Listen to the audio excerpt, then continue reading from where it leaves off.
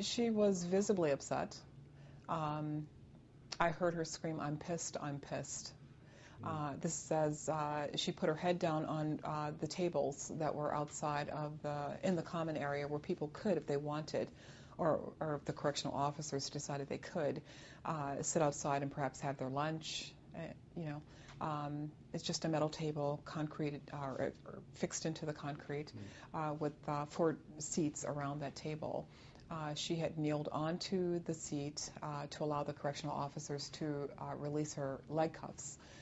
Then they removed her waist cuffs, and she kept screaming, "I'm pissed, I'm pissed." As she walked over towards the stairway that ascended to her room, which is directly above me, she had tears in her eyes, and she was screaming, "I'm pissed." Looked directly into my room and said, "Help me." At that point, I mean, I really didn't know what to do. There was nothing I could do to help her.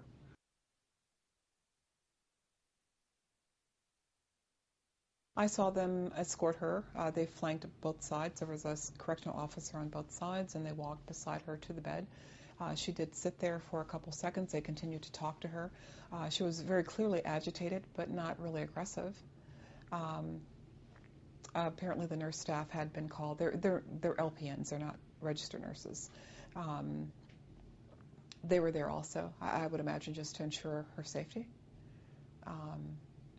She was laid down on this leather. It was a leather bed, per se, but the bed was concave, so it wasn't a bed as if you were going to sleep on it. And they strapped her down. Did she struggle at all? Or? Of course she struggled, yes. As they were tying her? As they were tying her down. Tying these leather straps, she was struggling? Absolutely, crying and agitated.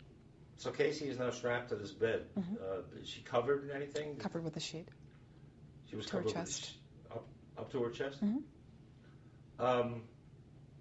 Is she still screaming, agitated, thrashing? But there's only so much movement that you can actually do when you're lying on a bed and strapped to it.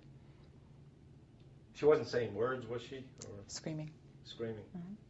It really troubles me to even try to envision what was going on with her, especially after her saying, "Help me." I mean, I couldn't help her as she was walking up the stairs originally, and I certainly couldn't help her while she was lying on a bed. Again, which I found very barbaric. How long did you watch her for? At least an hour. Through your window? Through my window. I mean, the noise, of course, dictated that I did watch. I mean, I certainly couldn't get in bed and go to sleep knowing that there was someone there.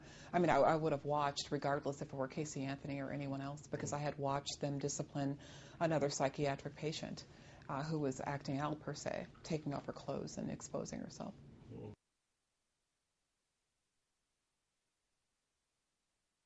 So now you pass by Casey's cell, which is what number is that again? It's Lima 22. Lima 22. So you take a peek inside? A long peek. Does it have the same glass? Is it the same as yours with a glass window? Essentially, yes. But my room was larger. Her room was a typical cell. Which is smaller, right? Considerably smaller. So you peek in. What do you see? I see that she's able to order quite a bit of commissary items. There was a lot of food products. Like what? Crackers and cookies, bags of candy.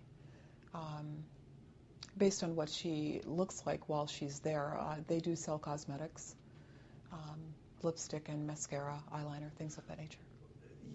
These items, where do you see them? Are they on her bed? Or they're on her bed. They're on her bed? On her bed. So... a lot of male items. Yes, there's a shrine, which was rather disturbing, of her daughter. There were pictures of both herself and her daughter on a makeshift poster board. I would imagine perhaps it was constructed out of legal pads that could have been purchased and put together for a shrine.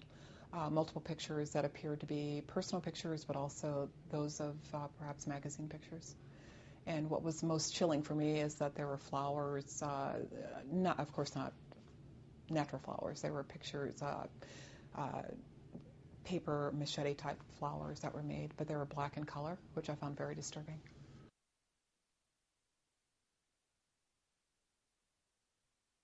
Her eyes are very dark. She's a very pretty girl, but her eyes are especially dark, and when she looks at you, it looks as if she's looking straight through you. They're very piercing, very intimidating. You had a way of describing that to me before. I remember saying that if she had been Satan, I would equate her look and her demeanor to that of someone very evil.